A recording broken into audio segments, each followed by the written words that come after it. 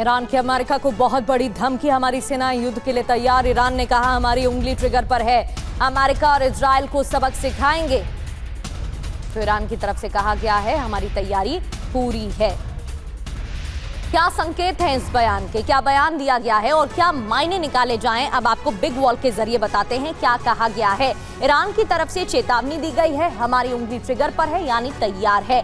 IRGC प्रवक्ता इब्राहिम जुल्फकारी की तरफ से बयान सामने आया है, हमारी सेना युद्ध के लिए 100% तैयार है। बयान में कहा गया, आगे कहते हैं हमले का जवाब पहले से ज्यादा शक्तिशाली होगा, यानी कि आने वाले समय में और भी तेज हमले होंगे। आक्रमण पर चुप नहीं बैठेंगे, सबक सिखाएंगे। आने वाले वक्त में ईरान तैयार है। हॉर्मुज़ स्ट्रेट की नाकाबंदी से बेहद नाराज है ईरान। धमकी की वजह यह है, अपनी शर्तों के साथ US से वार्ता करेगा ईरान। इसके मायने ये हैं। इतना ही नहीं, ट्रंप की हमलों की धमकी से दबाव में नहीं आने वाला है ईरान। ये भी इस बयान के मायने निकाले जा रहे हैं कि हमले अगर अब होते हैं तो और भी ज्यादा आक्रामक रुख ईरान का देखने को मिलेगा। आगे बढ़ते हुए एक और खबर का रुख करते हैं। ये तो ईरान की चेतावनी सामने आ गई। IRGC के प्रवक्ता ने बयान दिया, दक्षिण लेबनान में अभी इजराइल ने बड़ा हमला किया। लेबनान के काकायत अल जिसर शहर पर बमबारी। इजरायली हमले में 6 लोगों के घायल होने की खबर है। बमबारी से कई घरों के तबाह होने की भी जानकारी। लेबनान के अल जिसर शहर पर बमबारी की ये तस्वीरें, धूल और धुएं का गुबार उठता इन तस्वीरों में देखा जा सकता है।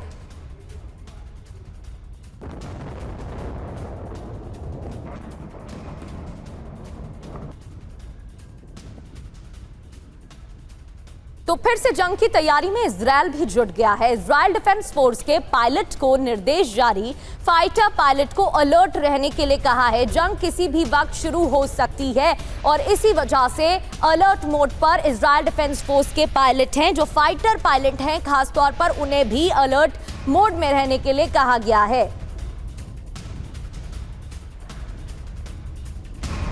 लेबनान इजराइल सीजफायर पर बड़ा दावा, शांति वार्ता नहीं हुई तो सीजफायर टूट जाएगा। लेबनान पर फिर से हमला कर सकता है इजराइल।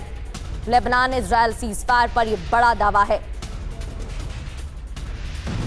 इधर इजराइल ने लेबनान का वीडियो जारी किया है। दक्षिण लेबनान में जो तबाही मचाई गई है उसका वीडियो है ये। बिंत जबील शहर में तबाही का मंजर देखने को मिला। ये देखिए कैसे बर्बादी यहां पर देखने को मिल रही है। लगातार एयर स्ट्राइक और हमलों के बाद ये तस्वीरें सामने आई।